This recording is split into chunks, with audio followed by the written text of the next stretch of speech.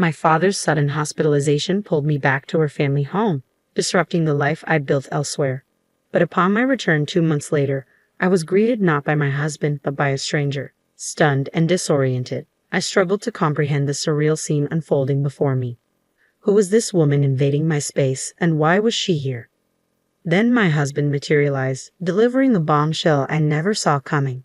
"We've been divorced for 2 months," he announced coolly, adding insult to injury by revealing his plans to sell our home and claim the proceeds as alimony. Anger surged within me, boiling over at his callousness and self-interest. As his words sank in, a fierce determination ignited within me. "You have no idea what's coming," I seethed silently, vowing to reclaim control of my life. "I'm Kathy, aged 42, and it's been 3 tumultuous years since I hurried into marriage on the cusp of 40. The once blazing flame of our love has dimmed to a mere flicker, overshadowed by the drastic changes in my husband, Bob, once the epitome of kindness. His transformation is staggering, leaving me yearning to scream out my frustration to the world. Just leave him, right? You might assume it's that simple, but for me, it's far more complicated. There's a reason I can't bring myself to walk away. My father, living alone back home, I can't bear the thought of burdening him with worry. My mother passed away before I even found love, let alone marriage, depriving her of the joy of grandchildren. Saying my final goodbyes to my mother without any significant news to share left a lasting mark on me. I couldn't bear to add to my father's concerns. Divorce isn't just about me, it's about sparing him unnecessary pain. Besides, I'm not particularly attractive or outgoing. Who would want a divorced woman in her 40s? If I end things, it's game over. So I resign myself to endure, repeating this mantra to quell any thoughts of leaving. Despite both my husband and I being full-time employees with similar incomes and work schedules, he acts as though he's the sole provider of our lifestyle. From the beginning of our marriage, he's assumed the role of the master of the house. "Where's my dinner? Why isn't it ready?" he demands upon my arrival home. "I've just walked in too. If you're hungry, why not help out?" I respond. "Why should I, a man, have to pitch in? Who do you think affords this lifestyle?" he retorts. Using gender as an excuse? That's outdated. Are people still making such chauvinistic remarks these days? I find myself constantly at odds with my husband, Bob, unable to contain my frustration. His responses to me are consistently patronizing, and this cycle has persisted for about a year now, with Bob's attitude only deteriorating. I've long ceased yearning for the way things used to be between us. To minimize our time together, I make a concerted effort to stay out on weekends and take breaks whenever possible. Being home with Bob, even on my days off, feels stifling. Thankfully, as long as I keep up with the housework, Bob remains silent on that front, a small silver lining in my unfortunate situation. Lately, I've taken to spending my days off exploring various cafes I've researched during the week, finding solace in their ambience and losing myself in books. Bob's been arriving home late on Fridays lately, seemingly burdened with tasks tied to his recent promotion. Capitalizing on the opportunity, I decided to take a detour on my way home from work that Friday. I stopped at the library to borrow some fresh reads for the weekend and swung by the supermarket to replenish our dwindling food supplies. With Bob likely still at work, I took my time browsing the aisles before finally heading home. However, upon my arrival, I was greeted by the unexpected sight of Bob lounging on the couch, jacket discarded, and engrossed in the television. His blatant laziness drew an exasperated sigh from me. Catching sight of me, he grumbled, "Hurry up and get dinner ready. How long do you expect me to wait? It's unusual to find you home on a Friday. I thought you'd be working late. Work finished early today. Now, get dinner on the table and run my bath." Suppressing my irritation, I made my way to the kitchen. As I worked on dinner, I took breaks to tidy up the bathroom. Just as the meal was nearing completion, my phone rang, cutting through the noise of the television and drawing a frown from Bob. Without a word, he shot me a pointed glare, silently urging me to answer quickly. With a sense of urgency, I answered the call to hear a doctor on the other end informing me that my father had been rushed to the hospital. He requested my presence for a discussion on his condition.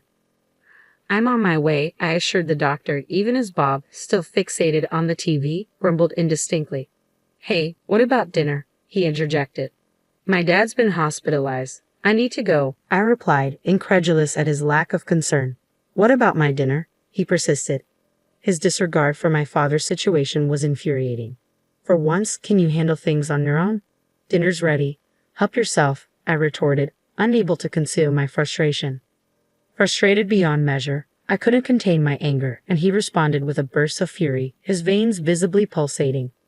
What's with the attitude? Just because he's in the hospital doesn't mean you have to make such a scene. You're married to me. Your priorities should lie with your husband, not your father, he spat out angrily. His words left me speechless, but the urgency of the situation at the hospital took precedence. There was no time to argue with someone so unreasonable. I slammed a plate down in front of my disgruntled husband. Please take care of the dishes, I instructed tersely before hastily making my exit from the house. Upon reaching the hospital, I found my father lying in bed, his face bearing the marks of weariness I hadn't seen before. Despite his reassurances over the phone, it struck me that he might be struggling with loneliness in his solitary existence, bereft of my mother's presence. His diet and well-being were likely not as balanced as he claimed. I chided myself for naively accepting his words at face value. My father was not one to easily admit vulnerability. How could I have overlooked this? Lost in self-reproach, I was summoned by a nurse for an update on my father's condition. Led to another room, I awaited the attending physician's explanation. The doctor revealed that my father had slipped and fallen on the stairs at the train station, resulting in a fractured leg that would require considerable time to heal. Do you have someone who can bring him necessities during his stay? The doctor inquired. It varies. Rehabilitation will be challenging, I responded. If possible, frequent visits would be beneficial, urged the doctor. Understood. I'll be here every day, I vowed, resolute in my decision. With the doctor's guidance, I resolved to stay at my parents' home during my father's hospitalization, a 2-hour journey each way from my own residence. Daily visits would be taxing, but commuting from my childhood home would make it more manageable. It was time to make the necessary arrangements. Leaving the hospital while my father rested, I returned home around noon on Saturday. My husband was nowhere to be seen, but he arrived later in the evening. I wasted no time in briefing him on the situation. I'll need to go back to my parents' house to care for my father, I explained. Predictably, his reaction wasn't favorable. Who will take care of me then? He grumbled. You're a capable adult. Can't you manage your own affairs? Even amidst your father-in-law's struggles, your concern remains solely on yourself. Can't you show a little cooperation? I shot back, exasperated. That's preposterous. It's only natural for a wife to tend to her husband, he retorted, his words a familiar refrain that only fueled my frustration. Fed up with his self-centered attitude, I proposed a compromise. Why don't we transfer my father to a local hospital? That way, I can balance caring for him with household chores. Fine, do that, he agreed, seemingly unfazed. But in exchange, I expect us to accommodate my father once he's discharged. We'll need to monitor his health with regular doctor visits, I stipulated. At the mention of living together, my husband's face contorted in clear disgust. No chance, we're not living together, Bob insisted firmly. Then let me go back to his place, I countered. In the end, Bob's response was a dismissive, do whatever you want, signaling the end of the conversation. I promptly informed my workplace, completed the necessary procedures, and returned to my parents' home. The daily visits to the hospital proved more taxing than I had anticipated, but my father's resilience inspired me to soldier on without complaint. Despite his best efforts, his condition showed little improvement, and as 2 months slipped by, I realized I needed to return home soon. With my father's discharge still uncertain and the seasons shifting, I knew it was time to swap out my wardrobe and fetch some fresh belongings. Assessing the situation, I decided to make a brief trip back home. However, upon my return, the sight that greeted me wasn't that of my husband. Instead, a woman's voice echoed from deep within the house. Bob, are you back? I called out upon my return, only to be met with silence. Perplexed, I repeated his name, but still, there was no response. Startled by the unexpected turn of events, I stood frozen in shock. Finally, a voice from within the house responded. Bob, is that you? As the realization sank in that the voice wasn't mine, the owner of the voice cautiously emerged from the room. You're not Bob. Who are you? She stammered, visibly taken aback. Confidently, I retorted, who are you? What are you doing in someone else's house? Her response left me reeling. Someone else's house? This is my house, she declared firmly, sending a wave of panic through me. Rushing to the porch, I frantically checked the nameplate, confirming that this was indeed my house. Confusion engulfed me as I struggled to make sense of the situation. Before I could fully comprehend what was happening, my husband sauntered in casually from the entrance. "What's going on here?" I demanded, my tone laced with fury. His expression mirrored my confusion as he met my gaze. "Why are you here?" he questioned, his words cutting through the chaos. "I came back to grab some clothes, but who is that woman?" I shot back, my frustration mounting. "It's your fault for not taking care of me. She'll be handling the house from now on," he stated matter-of-factly, dropping a bombshell. "What do you mean? We got divorced 2 months ago," he revealed, shattering the last semblance of normalcy. "To divorce? What are you talking about? I haven't heard anything about this," I protested, stunned by the revelation. "Of course you haven't. I made all the decisions myself," my husband replied coolly, his tone devoid of remorse. What do you mean?" I stammered, struggling to comprehend the gravity of his words. "We're getting divorced. I already started making arrangements. And as for the house, I plan to sell it soon. I'll be taking the proceeds as alimony," he declared, his words hitting me like a freight train. "But this house isn't solely yours. It's in both our names. I'm entitled to half of it," I insisted, desperation creeping into my voice. "It's your own fault for neglecting your responsibilities around the house. Give me all the proceeds from the sale," he retorted, his words dripping with contempt. "I haven't even signed the divorce papers yet, and yet you're already treating us as divorced. Regardless, if that's what you want, then fine. Gather your belongings and leave immediately," I asserted, my voice tinged with disbelief and frustration. "That's a selfish thing to say," my patience wore thin, snapping at his callousness. "You don't understand anything," I added, my tone firm with conviction. He regarded me with skepticism. "What's left to discuss? Property division," he scoffed. "It's your own fault for failing in your duties as a wife. Even if you try to fight it legally, you'll lose. It's a waste of time," he dismissed callously. "Property division. So now you know about that term. Are you mocking me?" I retorted, my indignation mounting. "That's enough. If that's how you want it, I'll gather my things and go," I declared, resolved to put an end to this conversation. I retreated to my room, swiftly packing my belongings. As I busied myself, a sweet voice called out from the other room, "Bob." "Who's this older woman?"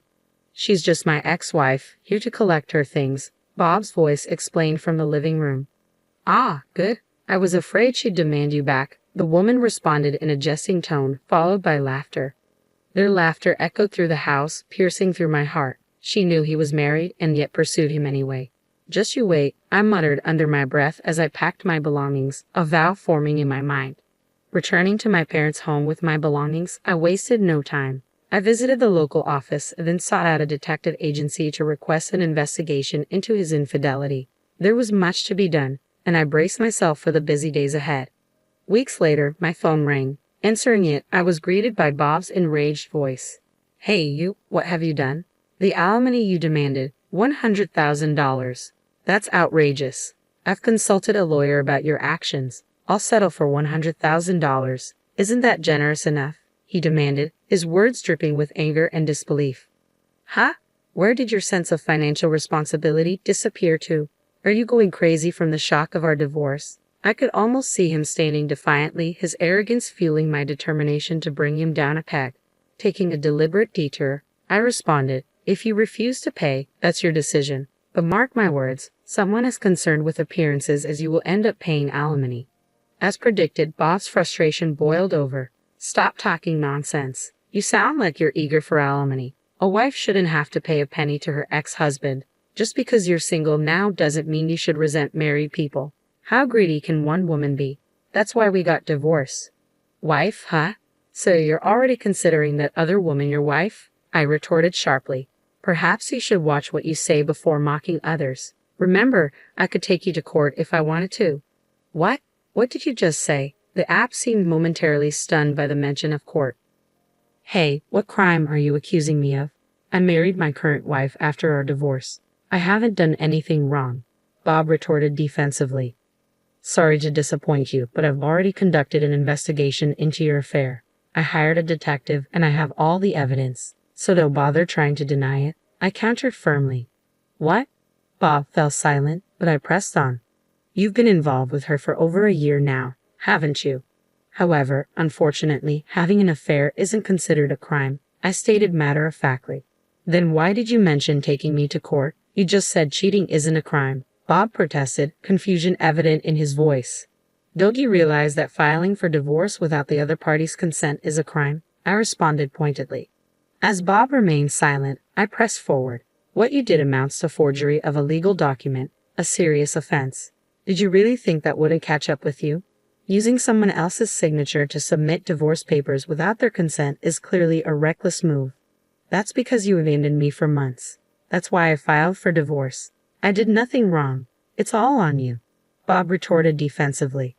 Really? You conveniently filed for divorce just 1 week after I moved back to my parents' house. According to the private investigator's report, you claimed I abandoned you for months. Does that make sense to you? We were already divorced, so legally, I wasn't your wife anymore. I countered, my voice edged with frustration. Bob was at a loss for words, but I pressed on. Seriously, what kind of grown man blames his divorce on his spouse not taking care of him? Get real? Take care of yourself. I'm not your personal caretaker. But a wife is supposed to take care of her husband. How else were we supposed to make ends meet? Bob interjected, clinging to his outdated beliefs. What era are you living in? Your salary is pretty much the same as mine, and we split the bills 50-50. Who do you think should be thankful for the life you've been living? I snapped, unable to contain my frustration.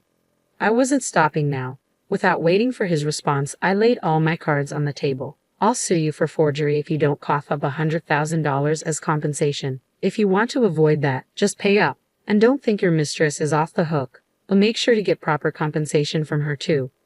Plus, I'll take half of the house sale and our joint savings as part of the property division. Whoa, hold on. If things go that way, I'll be left with almost nothing.